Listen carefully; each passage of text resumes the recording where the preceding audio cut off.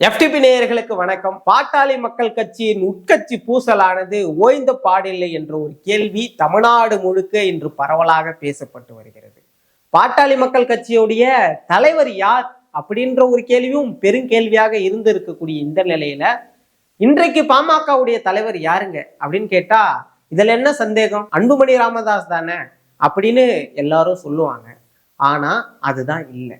காரணம் என்னவென்றால் பாமகவுடைய கட்சியின் விதிப்படியோ அங்கு ஏற்கப்பட்ட தீர்மானத்தின் அடிப்படையிலோ இல்ல தேர்தல் ஆணையத்திற்கு கொடுக்கப்பட்ட தகவலின் அடிப்படையிலோ இன்றைய தேதியில அன்புமணி ராமதாஸ் அவர்கள் தலைவரே கிடையாது.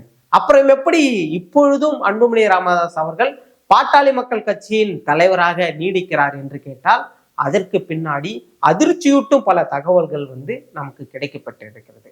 இதை பற்றிய ஒரு முழுமையான காணொலியாகத்தான் இது இருக்க போகிறது.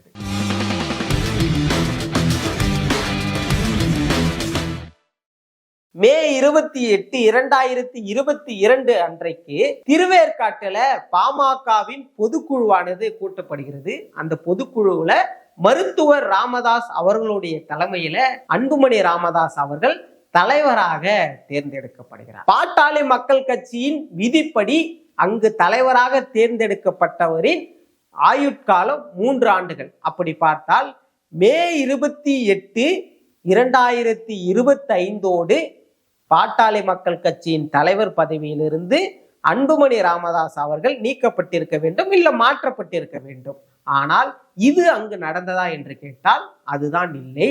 ஆகஸ்ட் 9, 2025 அன்று அன்புமணி ராமதாஸ் அவர்கள் ஒரு பொதுக்குழுவை கூட்டி அந்த பொதுக்குழுவிலே ஆகஸ்ட் 1, 2026 வரை நான் தான் தலைவராக இருப்பேன் என்று கட்சியின் தலைவர் பதவியை நீட்டித்து மீண்டும் ஒரு பொதுக்குழு தீர்மானத்தை நிறைவேற்றி அந்த தீர்மானமானது தேர்தல் ஆணையத்திற்கு அனுப்பப்படுகிறது. இப்படி நடக்கவே நடக்காத ஒரு பொதுக்குழுவை தொடர்ந்து ராமதாஸ் அவர்கள் டெல்லி உயர்நீதிமன்றத்துல ஒரு வழக்கு தொடர்றாரு. அதை தொடர்ந்து தேர்தல் ஆணையமானது டெல்லி உயர்நீதிமன்றத்திடம் பல்வேறு விதமான தகவல்களை கொடுக்குது.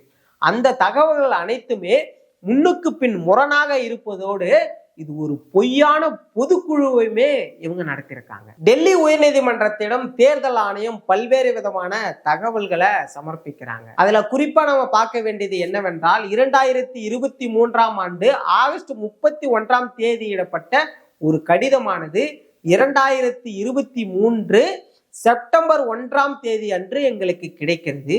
அதில் ஜூன் 22, 2023 முதல் ஜூன் 21, 2026 வரை அன்புமணி ராமதாஸ், வடிவேல் ராவணன், திலகபாமா இவர்கள் அனைவரும் நியமிக்கப்பட்டு இவர்களின் பதவி காலமானது அடுத்த 3 ஆண்டுகளுக்கு இருப்பதாக எங்களுக்கு தகவல்கள் கிடைத்தது. அதோடு மட்டுமில்லாமல் கட்சியின் தலைமை அலுவலகமானது திலக் தெருவுக்கு மாற்றப்பட்டதாகவும் அதில் இருந்ததாக டெல்லி உயர்நீதிமன்றத்திடம் தேர்தல் ஆணையமானது இந்த தகவல்கள் அனைத்தையும் சமர்ப்பிக்கிறாங்க. இப்படி தேர்தல் ஆணையத்தின் தகவலும் நமக்கு முன்னுக்கு பின் முரணாக இருக்க நமக்கு பல்வேறு விதமான கேள்விகள் எழும்புகிறது. என்னவென்றால் அன்புமணி ராமதாஸ் அவர்கள் திருவேற்காட்டில் மே 28, 2022 ஆண்டு தலைவராக தேர்ந்தெடுக்கப்பட்ட காலத்திலிருந்து தேர்தல் ஆணையத்திற்கு தேதியிடப்பட்ட கடிதமானது ஆகஸ்ட் 31, 2023 ஆண்டு வரை எந்த ஒரு பொதுக்குழுவிலும் அன்புமணி ராமதாஸ் அவர்களுடைய தலைவர் பதவியானது நீட்டிக்கப்படுகிறது என்ற எந்த ஒரு தீர்மானமும் நிறைவேற்றப்படவில்லை.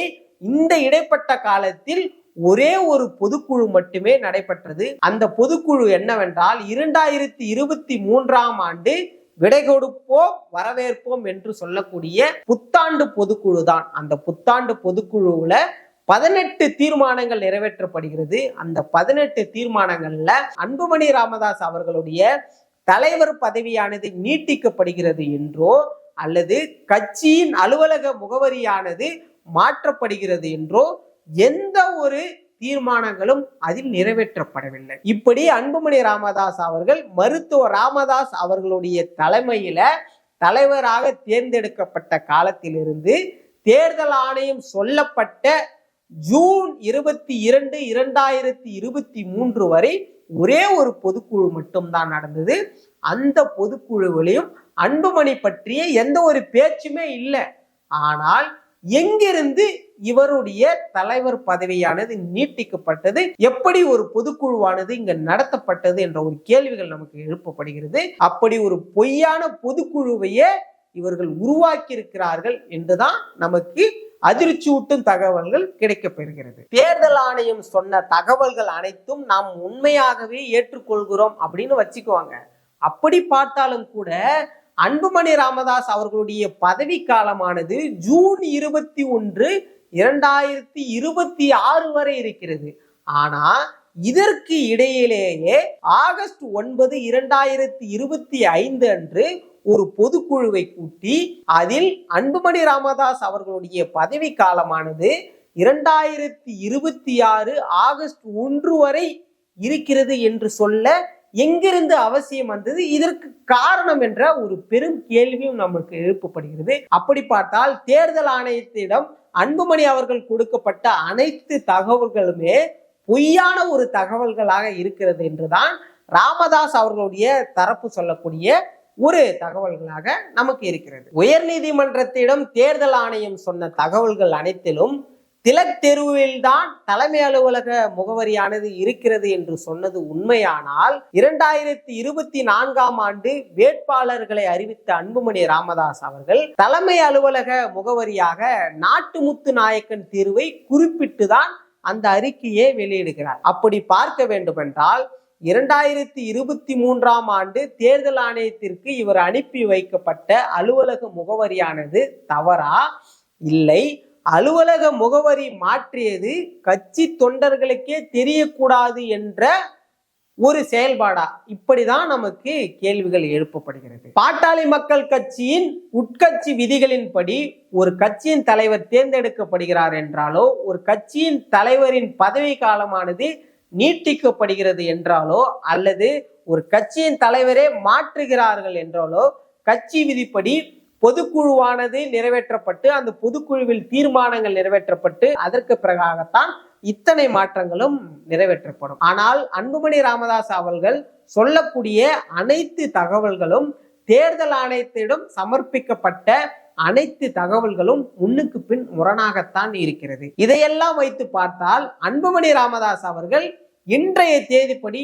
பாட்டாளி மக்கள் கட்சியின் தலைவரா என்று கேட்டால் இல்லை என்ற ஒரு பதில்தான் நமக்கு கிடைக்கிறது. தொடர்ந்து பாட்டாளி மக்கள் கட்சியுடைய பொதுக்குழு தீர்மானங்கள் அன்புமணி ராமதாஸ் அவர்கள் தேர்தல் ஆணையத்திடமும் உயர் நீதிமன்றத்திடமும் சொன்ன அனைத்து தகவல்களையும் உங்க முன்னாடி நாங்க வச்சிருக்கோம். இதை நீங்க எப்படி பாக்குறீங்க? அன்புமணி ராமதாஸ் அவர்கள் இன்றைக்கு தலைவராக இருப்பதை நீங்கள் எப்படி எடுத்துக்கொள்கிறீர்கள்? ராமதாஸ் அவர்களுடைய தரப்பை எப்படி பார்க்கிறீங்க? இதை பற்றிய உங்களுடைய கருத்தை மறக்காம கமெண்ட் பண்ணிட்டு போங்க. நம்ம மேலும் ஒரு காணொளியில சந்திக்கலாம். நன்றி.